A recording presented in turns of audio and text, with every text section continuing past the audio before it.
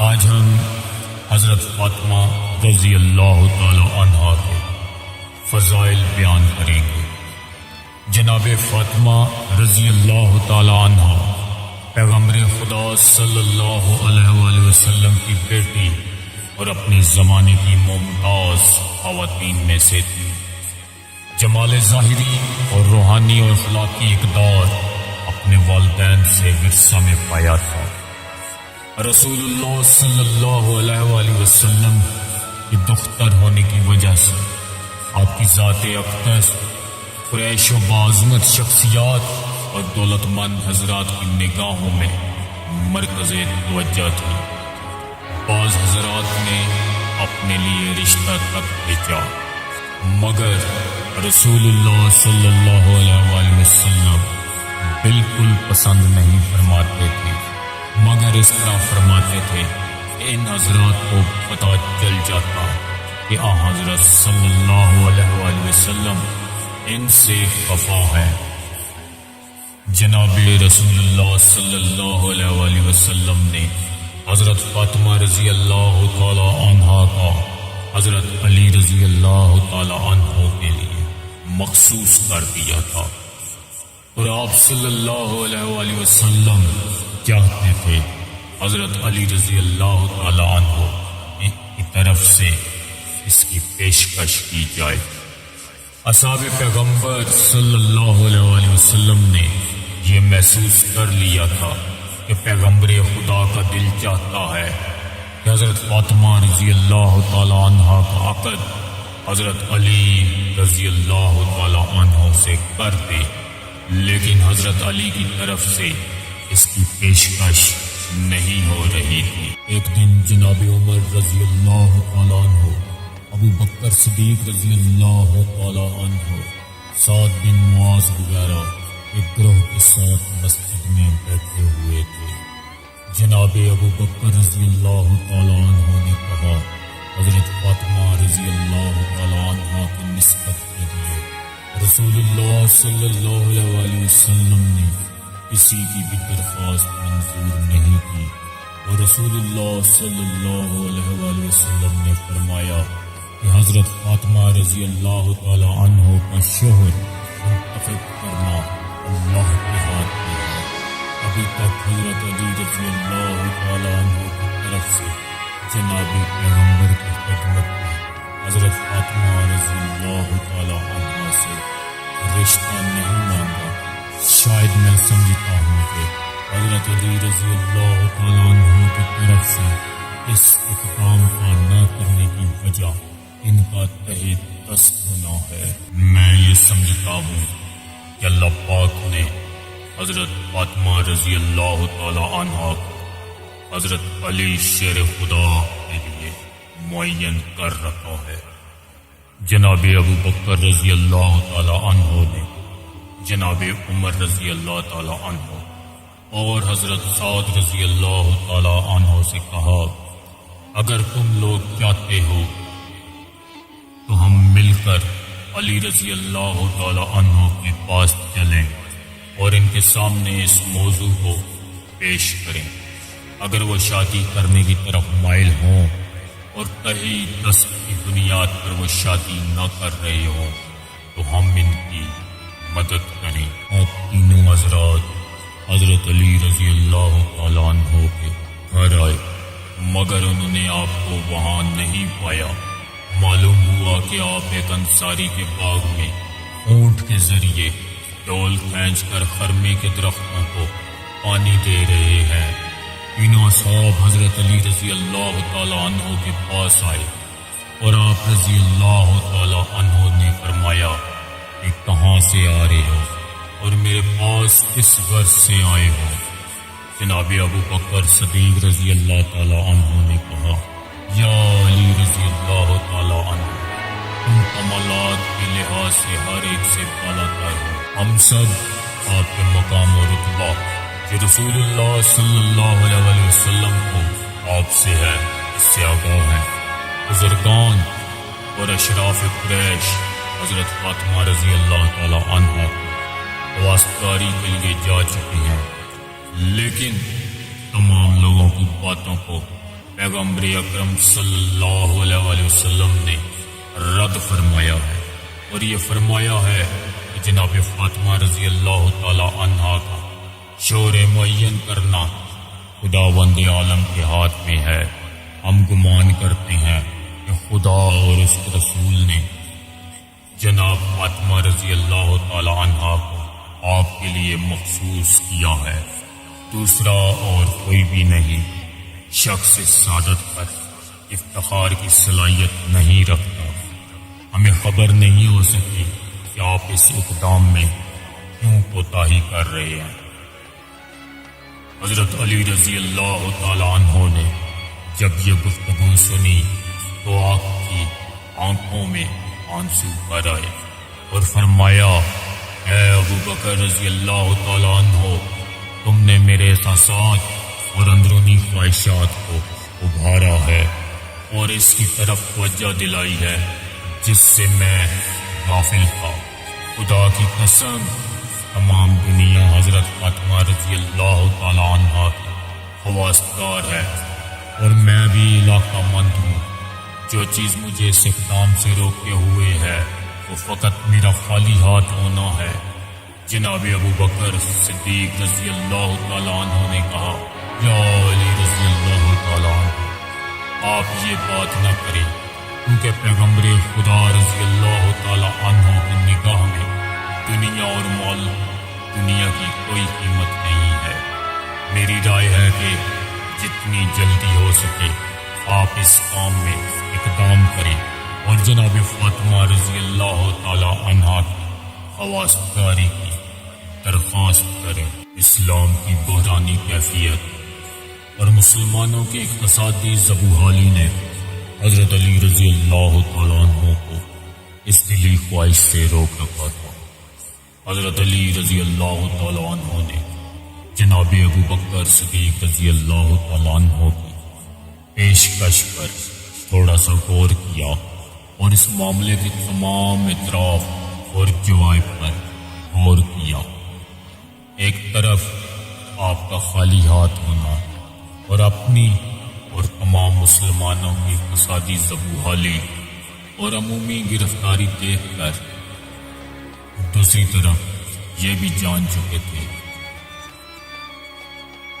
کہ آپ کی ازدواج کا وقت آ پہنچا ہے، کیونکہ آپ کی عمر 21 سال یا اس سے زیادہ ہو چکی تھی۔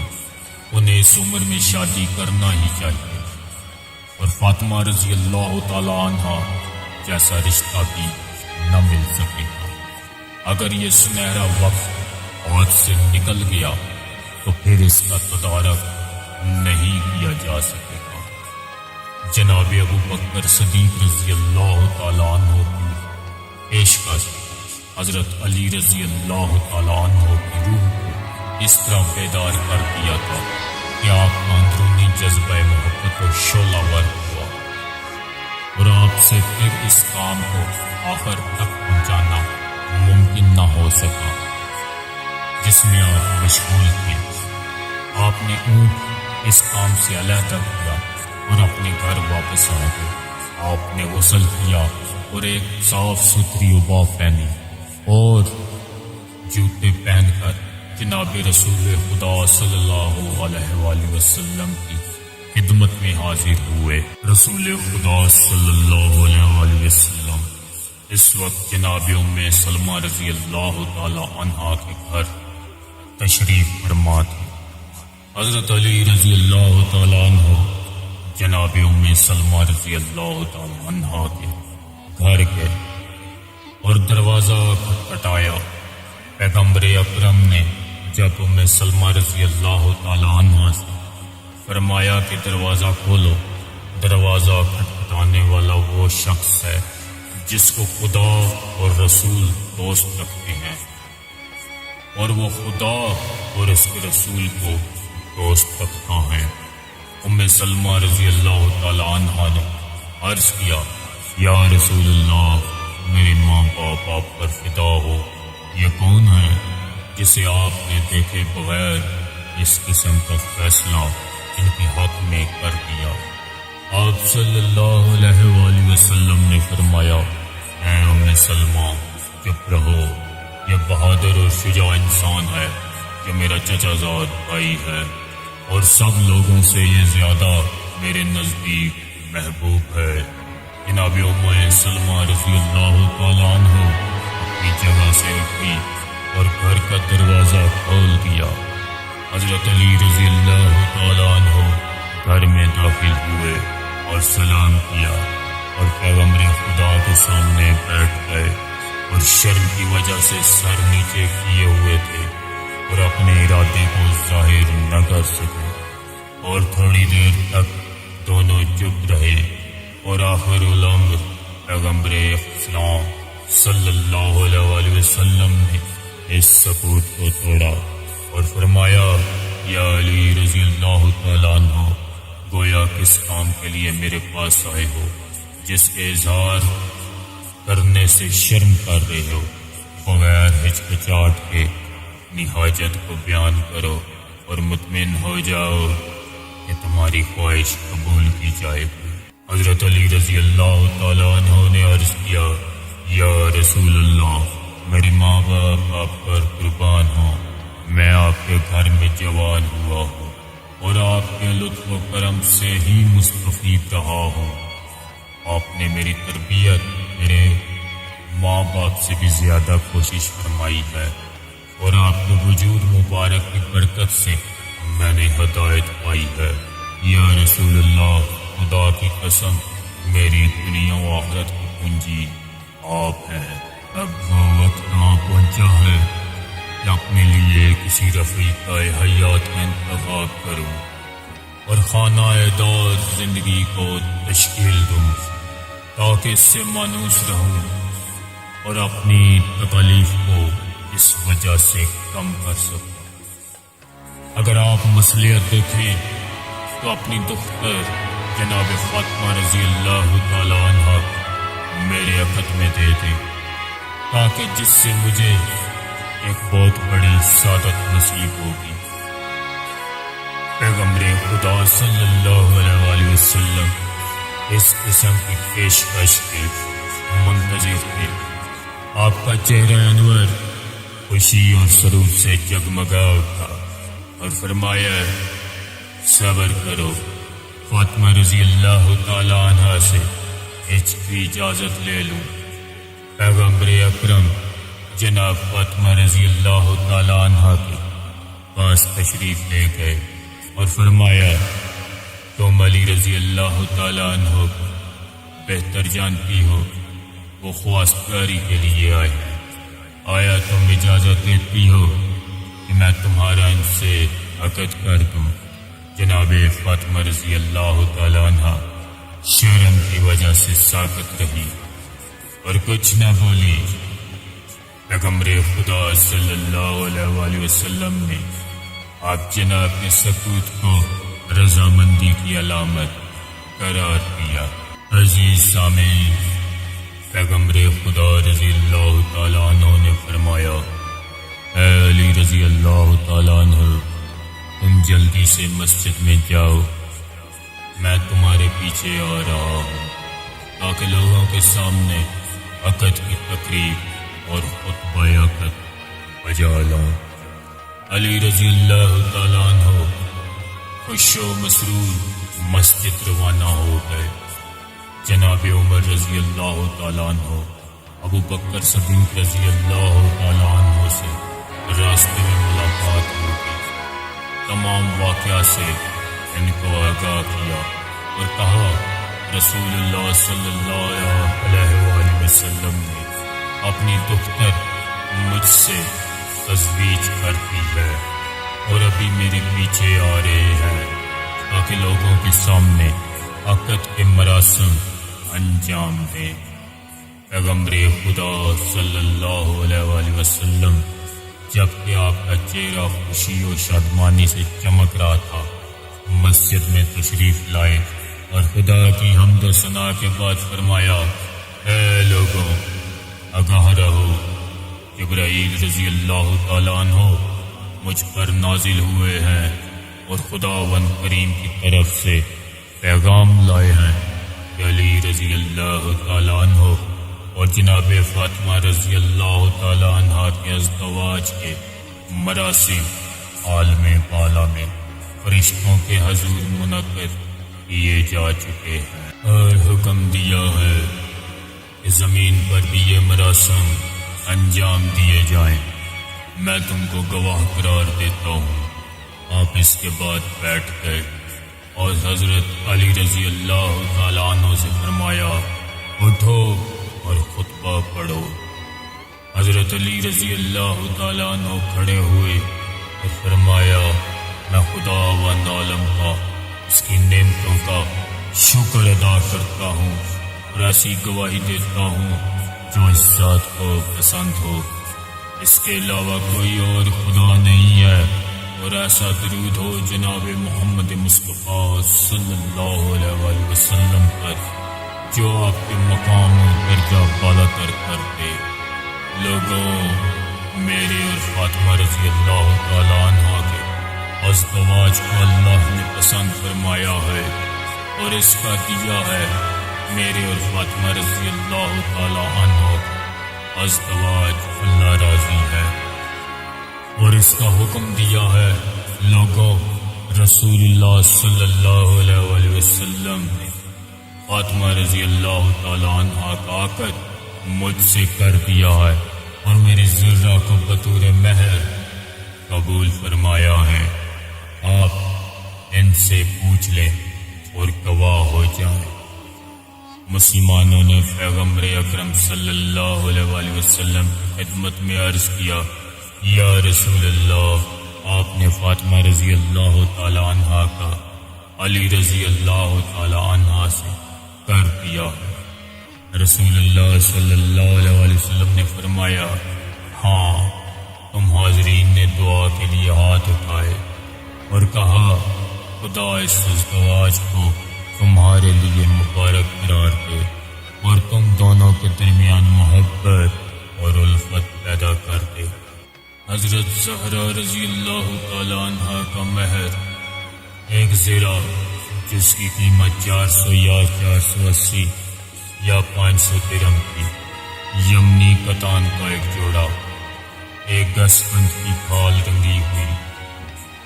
رسول اللہ صلی اللہ علیہ وآلہ وسلم نے حضرت علی رضی اللہ تعالی عنہ سے فرمایا ابھی اٹھو اور اس زرہ کو جو تم نے حضرت زہرا رضی اللہ تعالی عنہ کے لیے مہر قرار دیا ہے یہ بازار میں جا کر فروخت کر دو تاکہ میں تمہارے لیے جہیز اور گھر کے اسباب مہیا کروں۔ حضرت علی رضی اللہ تعالی عنہ بازار گئے اور زرہ کو فروخت کیا۔ مختلف روایت میں زرہ کی قیمت الگ الگ بتائی گئی ہے۔ واضح رہے کہ بعض روایت کی بنا پر جناب عثمان رضی اللہ تعالیٰ عنہ نے اس زرہ کو خرید لیا اور بعد میں حضرت علی رضی اللہ تعالیٰ عنہ کو ہدیہ کر دیا۔ حضرت علی رضی اللہ تعالیٰ عنہ زرہ کی قیمت لے کر پیغمبر خدا صلی اللہ علیہ وآلہ وسلم کی خدمت میں پیش کر دی۔ آپ صلی اللہ علیہ وآلہ وسلم نے جب ابو بکر صدیق رضی اللہ تعالیٰ عنہ، سلمان فارسی رضی اللہ تعالیٰ عنہ اور حضرت بلال رضی اللہ تعالیٰ عنہ کو بلوایا اور کچھ درہمیں دے کر فرمایا اس مقدار سے جناب فاطمہ رضی اللہ تعالیٰ عنہ کی لوازمات اور اسباب زندگی خرید کر لاؤ، اور اس میں سے کچھ درہم حضرت اسما کو دیے اور فرمایا اس سے عطر اور خوشبو مہیا کرو، اور جو درہم باقی بچے وہ جناب ام سلمہ کے پاس رکھ دیے گئے۔ جناب ابو بکر صدیق رضی اللہ تعالیٰ عنہ نے کہا جب میں نے درہم کو گنا تو وہ 63 درہم تھے، اور اس سے میں نے یہ اسباب اور لوازمات خریدے، ایک سفید قمیص، ایک بڑی چادر، سر ڈھانپنے کے لیے یعنی برقع، ایک سیاہ خبری حلہ، ایک چارپائی جو کھجور کے لیف سے بنی ہوئی، 2 عدد پوشک، ایک میں गोस्पंद की पशकम भरी गई और दूसरे में खजूर के पत्ते 4 अदद तकिए जो गोस्पंद के चमड़े से बनाए गए थे, जिनको असफर नामी खुशबूदार घास से भरा गया था, 1 अदद चटाई, 1 अदद दस्ती चक्की, 1 तांबा का प्याला, पानी भरने के लिए 1 अदद चमड़े की मश्क, कपड़े धोने के लिए 1 अदद थाल, दूध के लिए 1 अदद प्याला, पानी पीने के लिए 1 अदद बर्तन, 1 पश्मी पर्दा, 1 अदद लोटा, 1 अदद मट्टी का बर्तन जिसे सुराही कहा जाता है, फर्श करने के लिए 1 अदद चमड़ा, 2 अदद कूजे, 1 अदद उबा।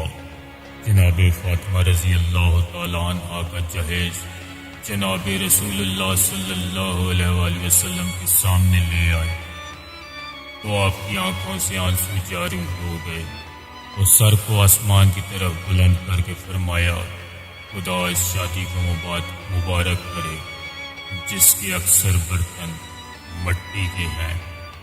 हजरत अली रजी अल्लाह ताला अन्हु के घर का असासा एक लकड़ी जिस पर कपड़े और पानी की मुश्क टांगी जा सके, गोस्पंद की खाल, 1 अदद मश्क, 1 अदद तकिया, 1 अदद आटे की छलनी।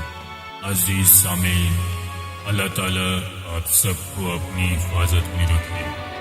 अगर आज की वीडियो आपको अच्छी लगे तो चैनल को सब्सक्राइब करके वीडियो को सदका जारिया समझकर शेयर करें।